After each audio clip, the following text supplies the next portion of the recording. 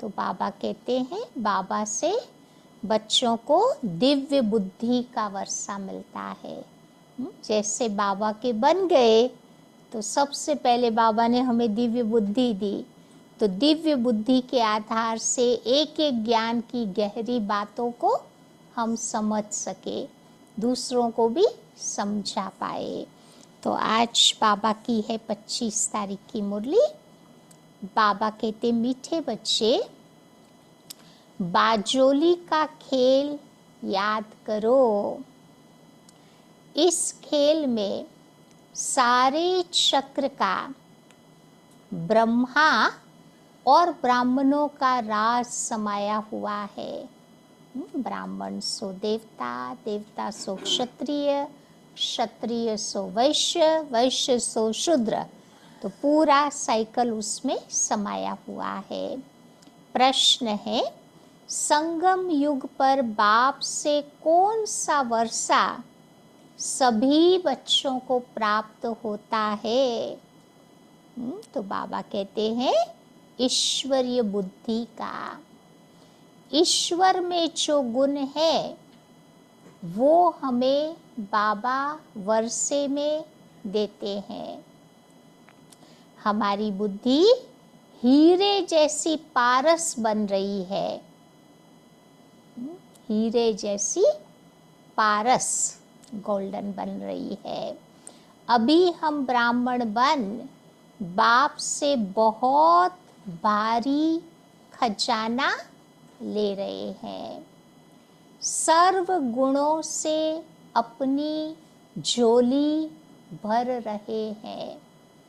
सर्व गुणों से अपनी झोली भर रहे हैं। सर्व गुण मिलते हैं, सर्व खजाने मिलते हैं। बुद्धि हमारी पारस गोल्ड जैसी बन जाती है। कितनी सारी चीज़ें बाबा हमें वर्षे में देते हैं। ओम शांति। तो आज है सतगुरुवार। सतगुरुवार को ही कहते हैं, कौन सा वार कहते हैं सतगुरुवार को? इतवार तो रविवार हो गया। गुरुवार को कौन सा वार कहते हैं? बृहस्पतिवार। तो दिनों में भी कोई कोई देखो बड़ा उत्तम दिन होता है। हमारे ब्राह्मणों की शुरुआत होती है, वीक की शुरुआत गुरुवार से। चाहे वेडनेसडे कितने भी थके पके हो, लेकिन गुरुवार आते ही एक दूसरा वाइब्रेशंस होता है ना, एकदम फ्रेश हो जाते हैं। तो बाबा कहते हैं कि बृहस्पति का दिन ऊंच कहते हैं। बृहस्पति अर्थात वृक्ष प्रपति डे पर स्कूल व कॉलेज में बैठते हैं। भारत में तो सारा जो भी अच्छा काम करो गुरुवार के दिन होता। तो अभी तुम बच्चे जानते हो, इस मनुष्य सृष्टि रूपी झाड़ का बीज रूप है बाप, और बाबा है अकाल मूरत। अकाल मूरत बाप के बच्चे भी है अकाल मूरत। तो कितना सहज है, परंतु मुश्किलात केवल बच्चों को एक ही है। एक ही मुश्किलात है, वो भी मुश्किलात नहीं है, हम बना देते हैं मुश्किल। तो बाबा कहते वो मुश्किल बात है बाबा को याद करने की। अब याद से विकर्म विनाश होते, तुम पतित से पावन बन जाते। तो बाबा समझाते हैं कि तुम बच्चों पर इस समय अविनाशी बेहद की दशा बैठी है। एक होती है हद की दशा, दूसरी होती है बेहद की। नहीं, हद में भी वो होता है ना, कोई को राहु की दशा बैठती है, कोई को पनौती बैठ जाती है, कोई 7.5 आनी होती है, कोई 3 साल तक चलती है, कोई 7.5 साल, कोई 5 साल। तो वो हद की दशाएं। बाबा कहते तुम्हारे पर बैठी है बेहद की दशा। तो बाबा है वृक्षपति, वृक्ष से पहले पहले निकलते हैं, वृक्ष से पहले पहले निकलते हैं ब्राह्मण। तो बाबा कहते मैं वृक्षपति सत चित आनंद स्वरूप हूँ। फिर महिमा गाते हैं कि वो ज्ञान का सागर, शांति का सागर। तुम बच्चे जानते हो कि सतयुग में देवी देवताएं सब शांति के और पवित्रता के सागर है। यही भारत सुख शांति पवित्रता का सागर था। उसको कहा जाता है विश्व में शांति। तो तुम हो ब्राह्मण, वास्तव में तुम भी अकाल मूरत हो। हर एक आत्मा अपने तख्त पर विराजमान है। ये सब है चैतन्य अकाल तख्त। भृगुटी के बीच में अकाल मूरत आत्मा विराजमान है, जिसको कहा जाता है, आत्मा को कहा जाता है सितारा, स्टार। वृक्षपति बीज रूप ज्ञान सागर कहते हैं। तो जरूर उनको आना पड़े ना। तो पहले पहले बाबा को चाहिए, जब बाबा आते ना तो पहले पहले बाबा को कौन चाहिए? ब्राह्मण चाहिए। तो प्रजापिता ब्रह्मा के एडॉप्टेड चिल्ड्रन वो कहलाते हैं ब्राह्मण।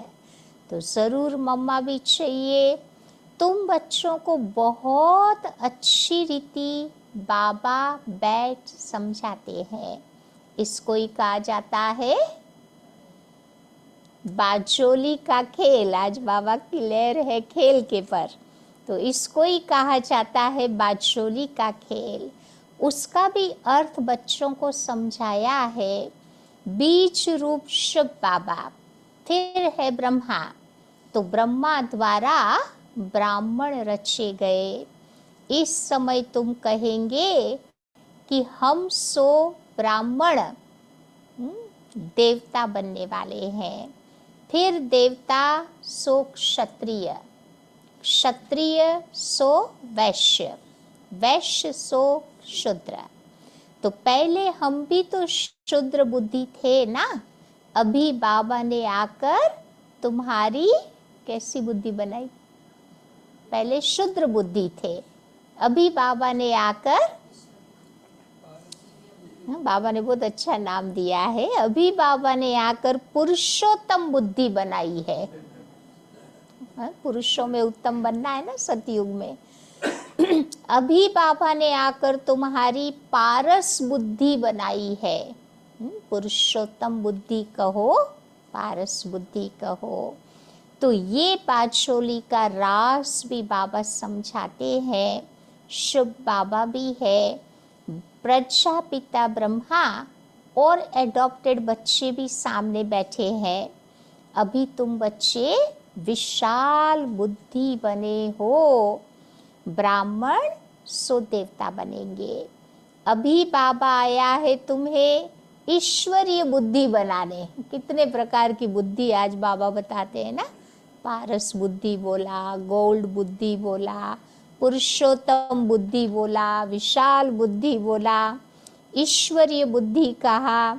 तो अभी बाबा तुम्हारी ईश्वरीय बुद्धि बनाते हैं।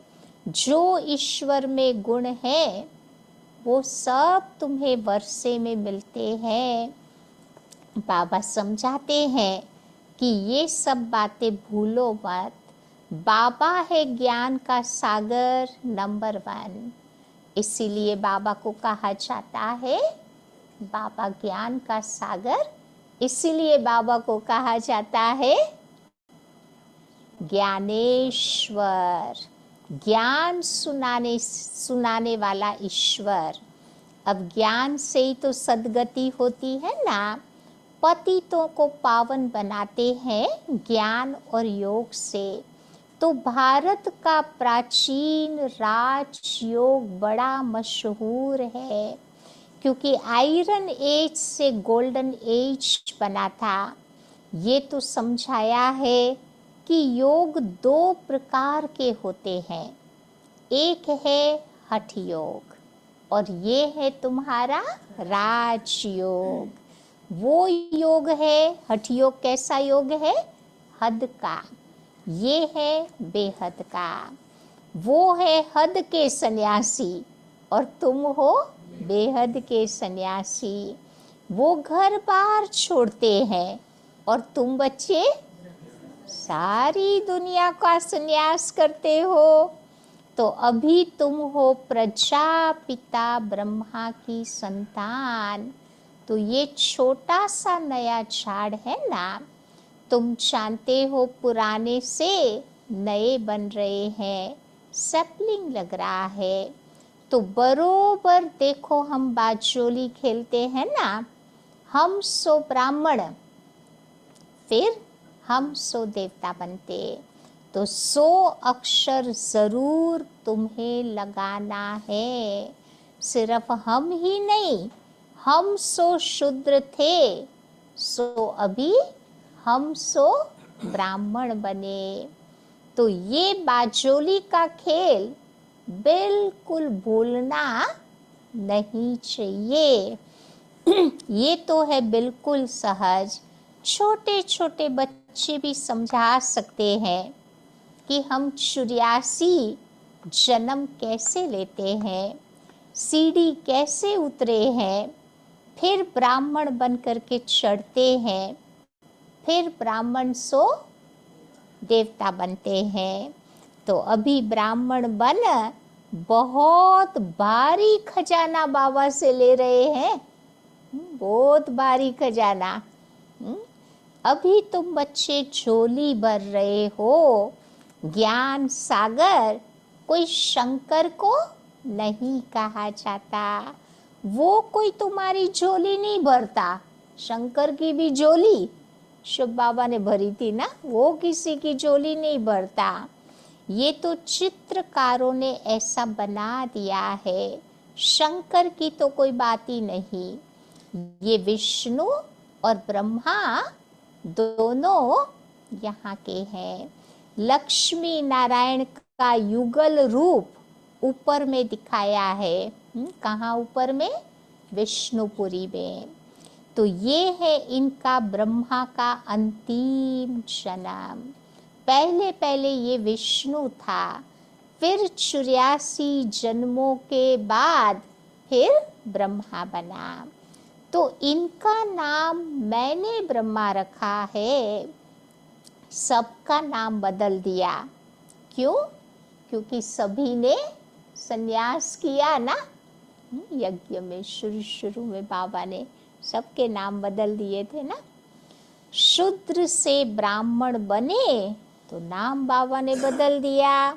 और बाबा ने तुम बच्चों के बहुत रमणीक नाम रखे थे, ऐसे वैसे नहीं थे। शिव बाबा ने नाम दिए थे ना, यथा नामा तथा गुणा। जिसके जो गुण थे उस आधार पर बाबा ने उनको वो नाम दिया था।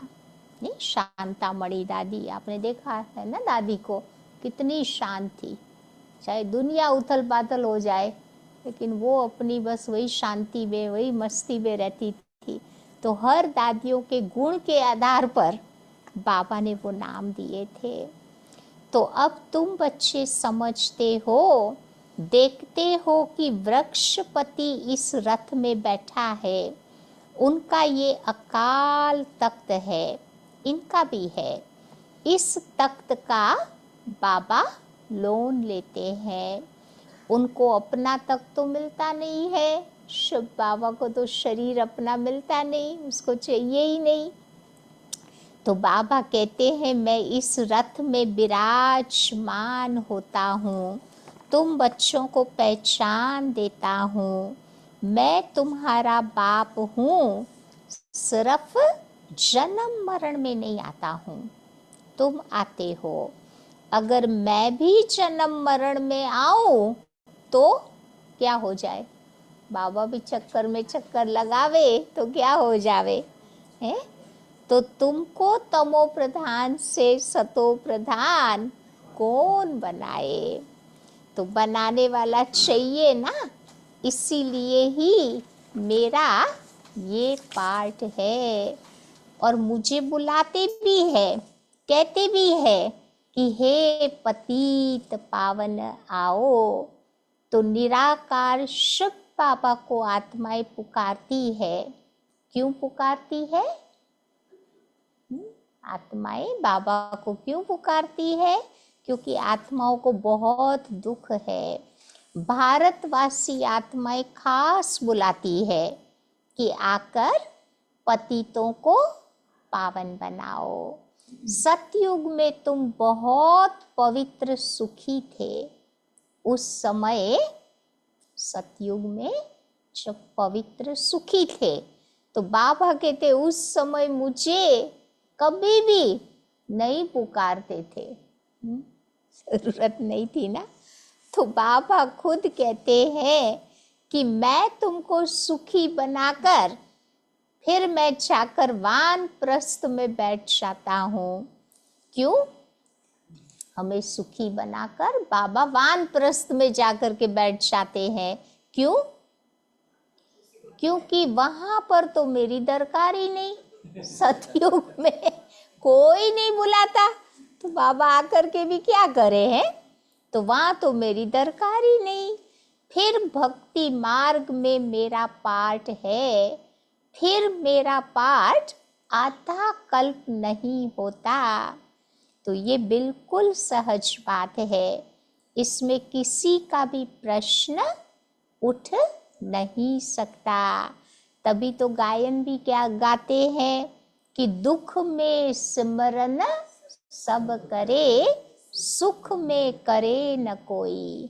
जो सुख में सुमरन करे, तो दुख काहे को होए। थोड़ा भी बाबा को सतयुग त्रेता में याद किया होता ना, तो द्वापर कलयुग नहीं आता। लेकिन किया ही नहीं। तो बाबा कहते सतयुग त्रेता में भक्ति मार्ग होता ही नहीं, ज्ञान मार्ग भी नहीं कहेंगे। ज्ञान तो केवल मिलता ही है संगम युग पर, जिससे तुम 21 जन्म प्रारब्ध पाते हो, नंबर वार पास होते हैं, कोई फेल भी होते हैं। तुम्हारी ये युद्ध चल रही है। तुम देखते हो जिस रथ पर बाप विराजमान है, वो तो जीत लेते हैं। फिर अनन्य बच्चे भी जीत पाते हैं। जैसे कुमार का है, फलानी है, तो जरूर जीत पाएंगे ना। बहुतों को आप समान बनाती। तो बच्चों को ये बुद्धि में रखना है कि आज बाबा किसके पर समझा रहे हैं। तो बच्चों को बुद्धि में रखना है, ये बाजोली का खेल है। छोटे छोटे बच्चे भी ये समझ सकते हैं। इसीलिए बाबा कहते हैं कि ये खेल तुम अपने बच्चों को भी सिखाओ। उनको भी बाबा से वर्षा लेने का हक है। अभी घर के अपने बच्चे तो बड़े हो गए, अभी ग्रैंड चिल्ड्रन, उनको भी बाबा कहते सिखाओ। अब जास्ती बात तो है नहीं, थोड़ा भी इस ज्ञान को जानने से ज्ञान का कभी भी विनाश नहीं होता। स्वर्ग में तो जरूर आ जाएंगे। जैसे क्राइस्ट का स्थापन किया हुआ क्रिश्चियन धर्म कितना बड़ा है। तो ये देवी देवता तो सबसे पहले और बड़ा धर्म है, जो 2 युग तक चलता है। तो जरूर उनकी संख्या भी बड़ी होनी चाहिए। परंतु हिंदू धर्म कह दिया, कहते भी है 33 करोड़ देवताएं। फिर हिंदू क्यों कहते हैं? क्योंकि माया ने बुद्धि को बिल्कुल मार डाला है, तभी तो ये हाल हो गया। तो बाबा कहते हैं कि बच्चे, माया को जीतना कोई कठिन बात नहीं है। तुम हर कल्प जीत पाते हो। सेना हो ना, बाप मिला है इन विकारों रूपी रावण पर जीत पहनाने के लिए। तो तुम पर अभी बैठी है बृहस्पति की दशा। भारत पर ही तो दशा आती है ना। अभी देखो सबके पर बैठी है राहु की दशा। बैड ओमेंस मानते हैं। बृहस्पति माना गुरु की दशा को अच्छी मानते हैं। तो बाबा वृक्षपति आते हैं तो जरूर भारत पर वृक्षपति की दशा बैठेगी। इसमें सब कुछ आ जाता है। तुम बच्चे जानते हो हमको निरोगी काया मिलती है, वहां पर मृत्यु का कोई नाम नहीं होता। उसको तो कहा ही जाता है अमर लोक। ऐसे नहीं कहेंगे कि फलाना फलाना मरा, अरे वहां मरने का तो नाम ही नहीं होगा, वो शब्द ही नहीं यूज करेगा कोई सतयुग में। तो बाबा कहते आत्मा एक शरीर छोड़ दूसरा ले लेती। शरीर लेने और छोड़ने पर भी वहां बहुत खुशी रहती। यहाँ तो कितना डर लगता है ना, चिंता हो जाती है। लेकिन वहां बाबा कहते शरीर छोड़ने पर भी खुशी रहती है। वहां गम का कोई नाम निशान नहीं। तुम पर अभी बृहस्पति की दशा है, बाकी सब पर बृहस्पति की दशा हो न सके। स्कूल में भी देखो कोई कोई पास होते हैं, कोई नापास होते हैं, तो ये भी तो पाठशाला है ना। तुम कहेंगे कि हम राजयोग सीखते हैं, सिखलाने वाला कौन है? तो कहेंगे बेहद का बाप। तो बच्चों को कितनी न खुशी रहनी चाहिए, इसमें कोई और बात तो है नहीं। पवित्रता मुख्य बात है। लिखा हुआ भी है कि हे बच्चों, देह सहित देह के सब संबंध छोड़ माम एकम याद करो। ये गीता के अक्षर है, क्योंकि गीता एपिसोड चल रहा है ना, उसमें भी मनुष्यों ने अगड़म बगड़म कर दिया है। पता नहीं क्या क्या लिख दिया है। आटे में नमक मिसल कुछ बातें सत्य है। तो बात कितनी सहज है जो बच्चा भी समझ जाए। फिर भी बाबा कहते क्यों भूलते हो? भक्ति मार्ग में तुमने ही तो कहा ना, क्या कहा बाबा को कि बाबा आप आएंगे तो हम केवल आपके ही बनेंगे, दूसरा न कोई। हम केवल आपसे ही पूरा पूरा वर्षा लेंगे। तो बाबा का बनते ही है वर्षा लेने के लिए। एडॉप्ट होते हैं, जानते हैं बाबा से हमको क्या मिलेगा। तो तुम बच्चे हो गए बाबा के एडॉप्टेड बच्चे। तुम जानते हो बाप से हमें विश्व की बादशाही मिलती, बेहद का बाबा वर्षा देंगे और कोई में फिर हम ममत्व नहीं रखेंगे। समझो कोई का लौकिक बाप भी है, अब सोचो उसके पास क्या होगा। करके कितनी संपत्ति होगी?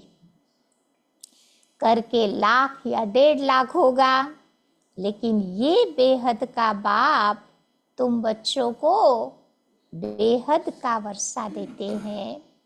तुम बच्चे आधा कल्प झूठी कथाएं सुनते आए हो।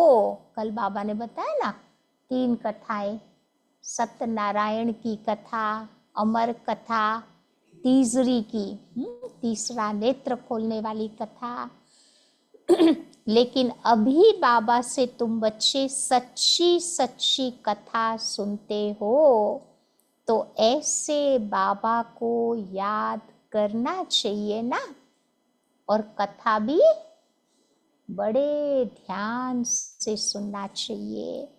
हम सो का अर्थ भी समझाना है।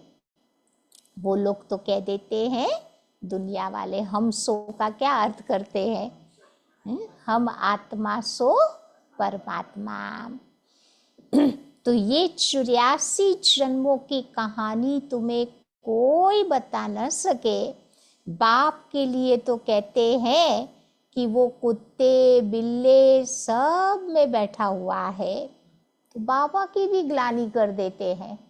नहीं, आज की दुनिया में भी कोई को बोलो कि तुम कुत्ते जैसे हो तो ग्लानि हो गई ना, तो बाबा की भी ऐसे ही ग्लानि करते रहते हैं। तो ये भी बाबा कहते सब बातें ड्रामा में नूंद है। बाबा कोई के पर दोष नहीं रखते हैं, बाबा किसी को ब्लेम नहीं कर रहे हैं कोई भी बात के लिए, परंतु बाबा रियल बात जरूर समझाते।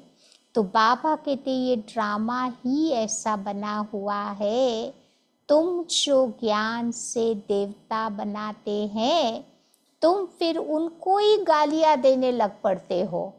जिस बाबा ने इतना किया हमारे लिए, इतना ऊंचा बनाया, उस बाबा को ही गालियां देने लग पड़ते हैं। तुम भी तो ऐसे बाजोली खेलते हो ना, तो ये ड्रामा भी बना हुआ है। फिर मैं आकर के तुम बच्चों के पर उपकार करता हूँ। क्यों? क्योंकि मैं जानता हूँ कि इसमें तुम्हारा दोष नहीं है। कितना अच्छी तरह बाबा समझाते हैं, जो भी हुआ उसमें तुम्हारा कोई दोष नहीं है, ये भी एक खेल है। तभी ब्रिजमोहन भाई हमेशा कहते हैं कि ड्रामा में कोई राइट करता है तो राइट है, कोई रॉन्ग करता है तो भी राइट है, क्योंकि वही पार्ट उसका नूंदा हुआ है ना ड्रामा में, वही करेगा और कुछ नहीं कर सकता। तो बाबा कहते तुम्हारा दोष नहीं है, ये एक खेल है। कहानी तुमको मैं आकर के समझाता हूँ, ये है सच्ची सच्ची कथा, जिससे तुम बन जाते हो देवता। भक्ति मार्ग में तो ढेर कथाएं बना दी है, परंतु उन कथाओं में एम ऑब्जेक्ट कुछ भी नहीं है, वो सब है गिरने के लिए। उस पाठशाला में विद्या पढ़ाते हैं, फिर भी शरीर निर्वाह के लिए एम है। पंडित लोग अपने शरीर निर्वाह के लिए बैठ कथा सुनाते हैं, लोग उनके आगे पैसे रखते हैं, प्राप्ति कुछ भी नहीं होती। तुम बच्चों को तो अभी ज्ञान रतन मिलते हैं, जिससे तुम बच्चे नई दुनिया के मालिक बनते हो। वहाँ पर हर चीज तुमको नई मिलेगी। नई दुनिया में सब कुछ नया होगा, हीरे जवाहर आदि सब कुछ नया होगा। तो अब बाबा कहते हैं और सब बातें छोड़कर बस एक ही बात याद करो। कौन सी एक बात? इस बाजोली के खेल को। आज बाबा की लहर बाजोली के खेल के पर है। फकीर लोग भी बाजोली खेलते खेलते तीर्थों पर जाते हैं ना, गुलाटियों खाता खाता जाए ना तीर्थों पर। कोई पैदल भी जाते हैं। अभी तो मोटरे एरोप्लेन साड़ी निकल पड़े हैं, गरीब तो उनमें जा नहीं सकते। कोई बहुत श्रद्धा वाले होते हैं तो पैदल चले जाते हैं। तो दिन प्रतिदिन साइंस से भी बहुत सुख मिलता जाता है। ये है अल्पकाल का सुख, गिरते हैं तो कितना नुकसान हो जाता। इन चीजों में सुख है अल्पकाल के लिए, बाकी फाइनल तुम देखो तो मौत ही भरा पड़ा है। जो भी दुनिया की चीजें है ना साइंस की, नुकसान ही नुकसान है। कल भी देखा ना, नेपाल में एक प्लेन क्रैश हो गया, जितने बैठे थे सारे मर गए। तो बाबा कहते वो है साइंस, तुम्हारी है साइलेंस पावर। बाबा को याद करने से सब रोग तुम्हारे खत्म हो जाते, निरोगी बन जाते। अभी तुम समझते हो कि सतयुग में हम थे, कैसे थे? Ever healthy. ये 84 का चक्र फिरता ही रहता। बाबा एक ही बार आकर के समझाते हैं कि तुमने मेरी ग्लानि की है, अपने को चपाट मारी है। ग्लानि करते करते फिर शुद्र बुद्धि बन पड़े। ये सिख लोग भी तो कहते हैं ना कि जप साहेब को तो तुम्हें सुख मिले। वही बात बाबा समझाते हुए कहते हैं, जप साहेब को। सिख लोग ऐसे बोलते हैं, तो बाबा अपनी भाषा में क्या कहते हैं?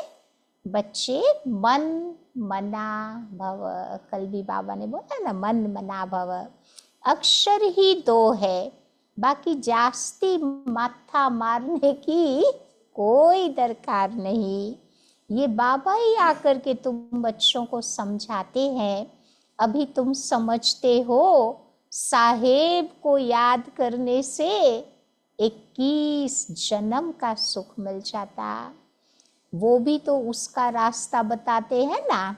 सिख लोग भी रास्ता तो अच्छा बताते हैं, परंतु साहेब को जानते नहीं है, परंतु पूरा रास्ता वो जानते नहीं है।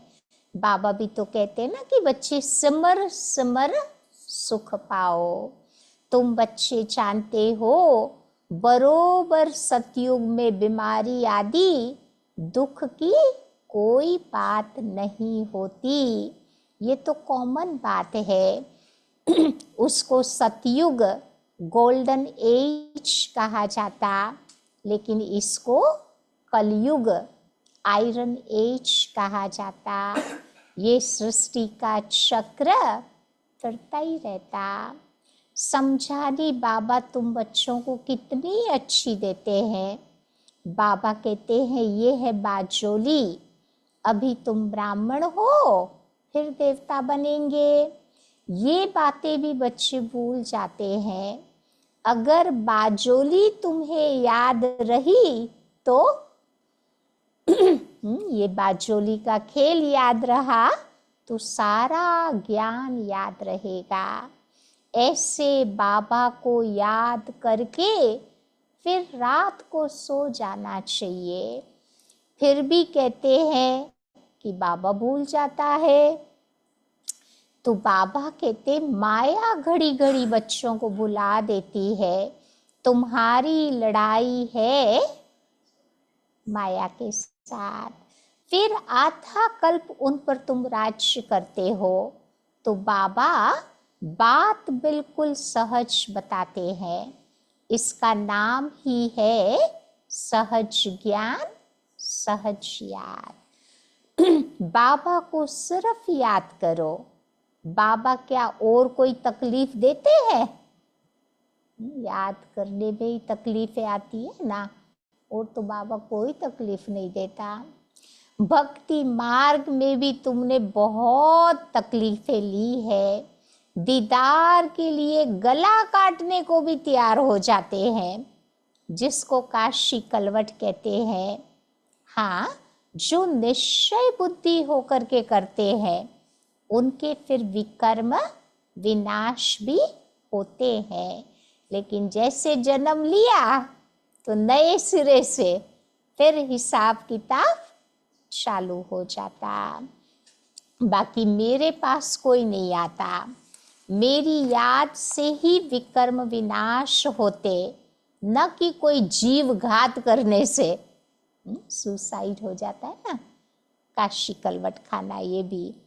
अब मेरे पास तो कोई आता ही नहीं, कितनी सहज बात है। तो बाबा कहते हैं कि ये जो बाजोली का खेल है ना, वो बुढ़ों को भी याद रहना चाहिए, तो साथ साथ बच्चों को भी इसे याद करना चाहिए। अच्छा, मीठे मीठे सिक्की लधे बच्चों प्रति माता पिता बाप दादा का याद प्यार और गुड मॉर्निंग। रूहानी बाप की रूहानी बच्चों को नमस्ते। रूहानी बच्चों की रूहानी बाप को नमस्ते। धारणा की पॉइंट है, पहली बात बाबा बताते हैं, वृक्षपति बाप से सुख शांति पवित्रता का वर्षा लेने के लिए अपने आप को अकाल मूर्त आत्मा समझ फिर बाबा को याद करना है, ईश्वरीय बुद्धि बनानी है। दूसरी बात बाबा कहते हैं, बाप से सच्ची सच्ची कथा सुनकर फिर दूसरों को सुनानी है। माया जीत बनने के लिए आप समान बनाने की सेवा करनी है। बुद्धि में रहे कि हम कल्प कल्प के विजयी है और बाप हमारे साथ है। वरदान, निर्बल से बलवान बन, असंभव को संभव करने वाली हिम्मतवान आत्मा भव। निर्बल से बलवान बन, असंभव को संभव करने वाली हिम्मतवान आत्मा भव। हिम्मते बच्चे मददे बाप। इस वरदान के आधार पर हिम्मत का पहला दृढ़ संकल्प किया, बाबा के पास आए, पहला दृढ़ संकल्प किया कि हमें पवित्र बनना ही है, और बाप ने पदम गुना मदद दी कि आप आत्माएं अनादि आदि पवित्र आत्माएं हो, अनेक बार पवित्र बनी हो और बनती रहेंगी। तो अनेक बार की स्मृति से समर्थ बन गए। निर्बल से इतने बलवान बन गए, कितने बलवान बन गए, जो चैलेंज करते हो कि हम विश्व को भी पावन बना करके ही दिखलाएंगे। जिसको ऋषि मुनि महान आत्माएं समझती है कि प्रवृत्ति में रहते पवित्र रहना मुश्किल है, उसको आप अति सहज कहते हो। आज का स्लोगन है, दृढ़ संकल्प करना ही व्रत लेना है। दृढ़ संकल्प करना ही व्रत लेना है। और सच्चे भगत कभी व्रत को नहीं तोड़ते हैं। कोई कोई भगत देखते हैं ना, कितने पक्के होते हैं, चाहे प्राण चला जाए लेकिन जीवन में जो व्रत लिया है वो नहीं तोड़ते हैं। तो ऐसा बाबा कहते हैं हमें भी पक्का बनना है व्रत लेने में। आज की अव्यक्ति पॉइंट है, किसी से भी कोई सल्वेशन लेकर के फिर सल्वेशन दे, ऐसा संकल्प में भी न हो। इसको कहा जाता है बेगर टू प्रिंस। स्वयं लेने की इच्छा वाले नहीं, इस अल्पकाल की इच्छा से भी बन जाओ बेगर। अल्पकाल के साधनों को स्वीकार करने में बेगर। ऐसा बेगर ही संपन्न मूरत बन सर्व पर उपकार कर सकता है। समझा? तो ऐसा बेगर टू प्रिंस, इच्छा मात्र अविद्या बनना है। समझा? तो ये थी आज की बाबा की मुरली। क्या याद रखेंगे आज सारा दिन? बाजोली का खेल आज बाबा ने वो पक्का कराया है। खेल तो सब कोई लाइक करता है ना, तो आज बाजोली के खेल को बुद्धि में रखेंगे। या बाकी लास्ट मंथ अच्छा रहा प्रोग्राम, अलग अलग जगह